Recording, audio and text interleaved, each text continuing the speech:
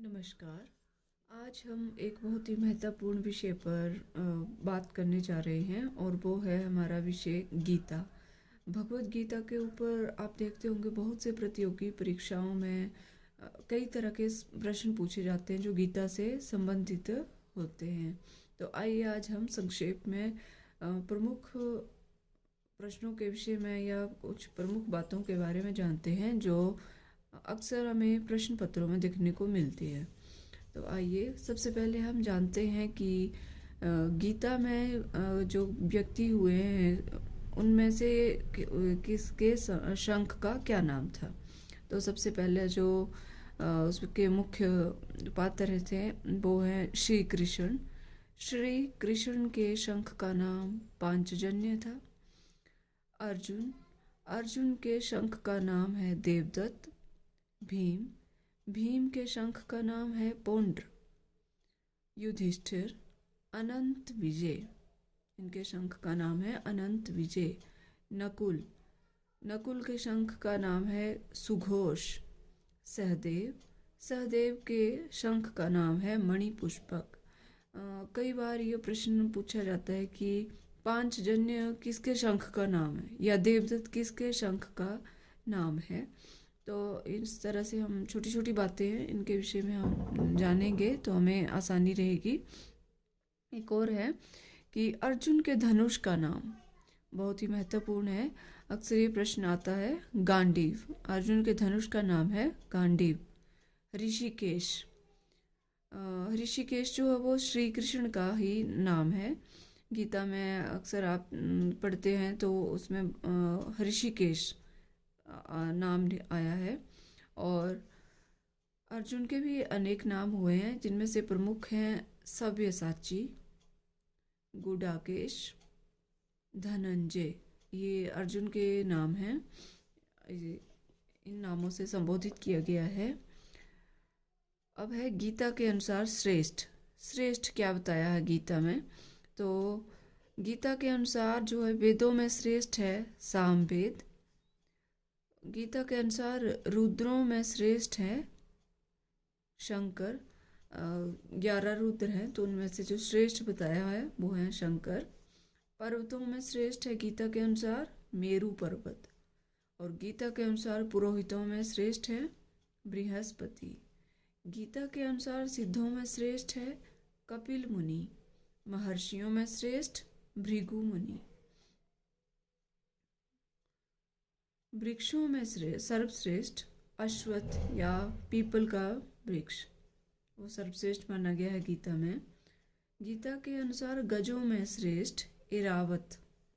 गीता के अनुसार सर्पों में सर्वश्रेष्ठ वासुकी को सर्वश्रेष्ठ माना है। नागों में सर्वश्रेष्ठ शेषनाग। दैत्यों में श्रेष्ठ प्रहलाद। भक्त प्रहलाद के विषय में तो सब जानते हैं। गीता के अनुसार धनुर्धारियों में श्रेष्ठ वैनतेय। गीता के अनुसार धनुर्धारियों में श्रेष्ठ हैं और एक है श्री राम। यहाँ मैं थोड़ा सा कंफ्यूज हूँ, चलिए ये जानते हैं बाद में। श्री राम और वाद जलप बितंडा दल शास्त्रार्थ में श्रेष्ठ। वाद जैसे शास्त्रार्थ में ये भेद माने गए हैं वाद जल्प वितंडा छल। छल है ये। तो इन चारों में श्रेष्ठ किसे माना है वाद को। समासों में श्रेष्ठ है गीता के अनुसार द्वंद्व समास। और गीता के अनुसार छंदों में श्रेष्ठ छंद है गायत्री छंद। मासों में श्रेष्ठ मास है मार्गशीर्ष मास। और वो कौन सा होता है देसी महीनों के नाम ले तो मार्गशीर्ष और दूसरे जो हमारा प्रचलित है वो है दिसंबर में महीना। कवियों में श्रेष्ठ माना है गीता के अनुसार उष्णा या शुक्राचार्य को। आइए अब अन्य महत्वपूर्ण जो बहुत ही ज़्यादा प्रश्न प्रचलित हैं कि गीता में कुल कितने श्लोक हैं। बहुत बार ये प्रश्न पूछा जाता है। गीता में कुल 700 श्लोक हैं और गीता के किस अध्याय में सर्वाधिक श्लोक हैं। ये प्रश्न भी अक्सर प्रतियोगी परीक्षाओं के अगर मैं क्वेश्चन पेपर सॉल्व करती हूँ या देखती हूँ तो उसमें बहुत सारे प्रश्न आते हैं। तो ये है अध्ययन किस अध्याय में सर्वाधिक श्लोक हैं। ये है 18वां अध्याय और इसमें 78 श्लोक हैं, 78 श्लोक हैं। और सबसे कम श्लोक कौन से अध्याय में है गीता में? वो है 12वें अध्याय में और 15वें अध्याय में सबसे कम श्लोक हैं। गीता का लेखक कौन है? महर्षि वेद व्यास। श्री कृष्ण ने तो के मुख से ये निकली है। श्री कृष्ण ने अर्जुन को उपदेश दिया था और लिखी जो है महाभारत जो है वो वेद व्यास ने लिखा है। तो वेद व्यास ने जो भीष्म पर्व में जो गीता है वो आती है, तो इसके लेखक हैं महर्षि वेद व्यास। पांडवों की सेना कितनी अक्षौहिणी थी? सेना जो बांटी होती थी वो कितनी अक्षौहिणी थी? हजारों से भी संख्या में जो क्रम में आता है अक्षौहिणी, तो ये थी 7 अक्षौहिणी। अभी हाल ही में मैं एक परीक्षा में बैठी थी तो वहाँ पर ये प्रश्न आया था, तो इसका उत्तर है 7 अक्षौहिणी। कौरवों की सेना कितनी अक्षौहिणी थी? कौरवों की सेना थी 11 अक्षौहिणी। और धृष्टद्युम्न ने सेना को किस व्यूह में सजाया था?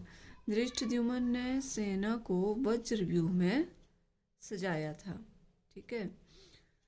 अब सबसे महत्वपूर्ण प्रश्न है गीता के 18 अध्यायों के नाम। ठीक है। अक्सर ये प्रश्न आता है कि गीता के 12वें अध्याय का क्या नाम है या 14वें अध्याय का, या कोई भी 18 अध्याय में से किसी भी अध्याय का पूछ लेंगे। तो इसमें क्या होता है कि सबसे पहले तो हमें गीता के 18 अध्यायों के नाम आने चाहिए। तो आइए अब हम इनके नामों का अध्ययन करते हैं। गीता के पहले अध्याय का नाम है अर्जुन विषाद योग। दूसरा अध्याय है सांख्य योग। तीसरा अध्याय कर्म योग। चौथा अध्याय है ज्ञान कर्म संन्यास योग। पांचवा कर्म संन्यास योग। छठा आत्म संयम योग। सातवां ज्ञान विज्ञान योग। आठवां अक्षर ब्रह्म योग। नवम राज विद्या राजगुह्य योग। 10वां जो अध्याय है उसका नाम है विभूति योग। 11वां विश्व रूप दर्शन योग। 12वां भक्ति योग। 13वें अध्याय का नाम है क्षेत्रज्ञ विभाग योग। 14वें अध्याय का नाम है गुणत्रय विभाग योग। 15वें अध्याय का नाम है पुरुषोत्तम योग। और 16वें अध्याय का नाम है दैवासुर संपद विभाग योग। 17वें अध्याय का नाम है श्रद्धात्रय विभाग योग। 18वां अध्याय है मोक्ष संन्यास योग। तो ये थे गीता के कुल 18 अध्यायों के नाम। अक्सर ऐसा होता है कि हमें अध्यायों के नाम भी पता होते हैं कि गीता में ये नाम ऐसे जल्दी जल्दी हम बोल देते हैं कि अर्जुन विषाद योग, सांख्य योग, फिर हम ना क्रम भूल जाते हैं। हमें वो सीक्वेंस याद नहीं रहता कि जो हम नाम ले रहे हैं वो कौन से क्रम में है।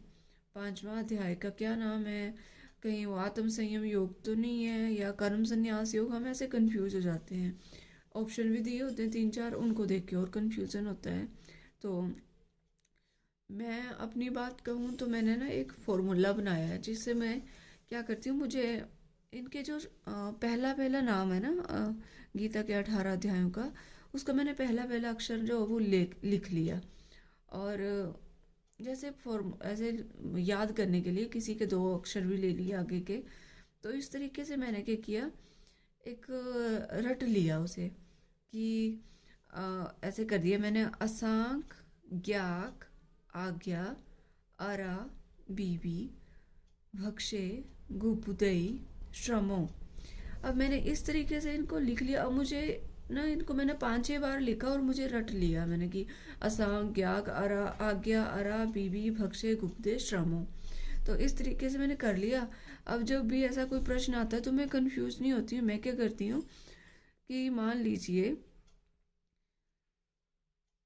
नवम अध्याय का क्या नाम है, गीता के 18 अध्याय में से जो नवम अध्याय है उसका नाम क्या है। अब ऐसे तो याद नहीं आएगा, 3-4 ऑप्शन दे दिए होते हैं। मैं क्या करती हूँ, जल्दी से साइड में ऐसे लिख लेती हूँ फॉर्मूला जो मैंने बनाया हुआ है। आप अपने हिसाब से बना सकते हैं। मैंने ऐसे लिख देना असांक ज्ञाक आज्ञा अरा बीबी भक्षे गुप्ते श्रमो।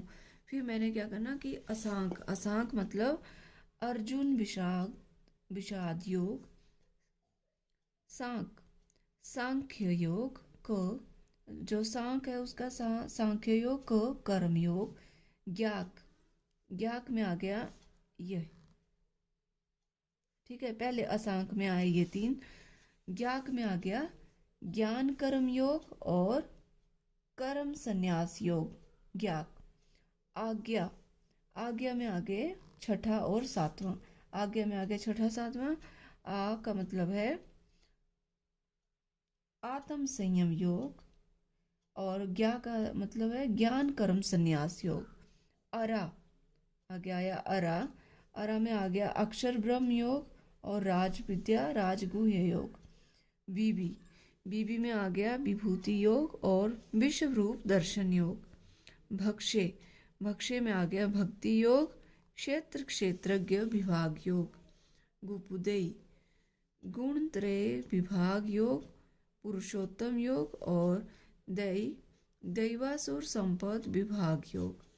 फिर आया श्रमो, श्रद्धा त्रय विभाग योग और मोह से मोक्ष संन्यास योग। तो इस तरीके से जब हम करते हैं और जब मैं शॉर्ट में से फटाफट लिखती हूँ और फिर मैं काउंटिंग करती हूँ 1 2 3 4 ऐसे करती हूँ, जब मैं 5 6 7 8 तो ये पूरे 18 होते हैं और फिर मुझे पता चल जाता है कि कौन से क्रम में कौन सा आया है। तो नवम में आ गया हमारा, जब मैंने ऐसे काउंटिंग की 1 2 3 4 5 6 7 8 और 9, यहाँ पे हुआ 9। तो अरा, अरा मतलब अक्षर ब्रह्म योग और राज विद्या राजगुह्य योग, यो है नवम। तो इस तरीके से पहले तो इसे आप 5-6 बार पढ़ते रहिए, बार बार पढ़िए, इसे पढ़िए, आपको नाम याद हो जाएंगे। ये सिर्फ इसलिए मैं बता रही हूँ कि मैं सीक्वेंस याद करने के लिए क्या करती हूँ। तो अगर आपको अच्छा लगे आप अपने तरीके से भी बना सकते हैं। तो धन्यवाद, और नेक्स्ट वीडियो में हम कुछ नया सीखेंगे। तो अगर आपको मेरा बनाया हुआ वीडियो अच्छा लगा तो आप लाइक शेयर और सब्सक्राइब करना ना भूलें। धन्यवाद।